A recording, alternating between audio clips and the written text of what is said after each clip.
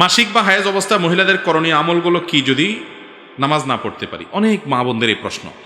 মাসিক অবস্থায় আমরা কি করতে পারবো কি করতে পারবো না, আমরা বিভিন্ন সময়ে উত্তর দিয়েছি। মাসিক অবস্থায় একজন মা তিনি নির্দিষ্ট কয়েকটা কাজ ছাড়া আর সমস্ত ভালো কাজ করতে পারবেন, সমস্ত নেকামল করতে পারবেন। যেমন তিনি নামাজ পড়তে পারবেন না, স্বামী সহবাস করতে পারবেন না, বাইতুল্লাহর তাওয়াফ করতে পারবেন না, আর তিনি ওই অবস্থায় মসজিদে প্রবেশ করতে পারবেন না মাসিক অবস্থায়। এবং জমহুর এবং সংখ্যাগরিষ্ঠ আলেমদের মতে মাসিক অবস্থায় কোরআনও তেলাওয়াত করবেন না।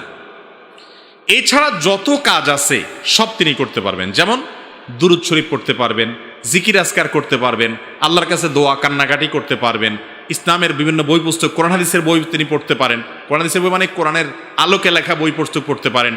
কোরআনের কোনো আয়াত দোয়ার অংশ হিসাবে পড়তে পারেন, দোয়া হিসাবে, তেলাওয়াতের অংশ হিসাবে না। তো এই জাতীয় যত কাজ কাম আছে, সৎ কাজের আদেশ দিলেন, অসৎ কাজের বাধা প্রদান করলেন, আল্লাহর কথা স্মরণ করলেন, জিকির করলেন, এগুলো সব কিছু জায়েজ আছে মাসিক অবস্থায়।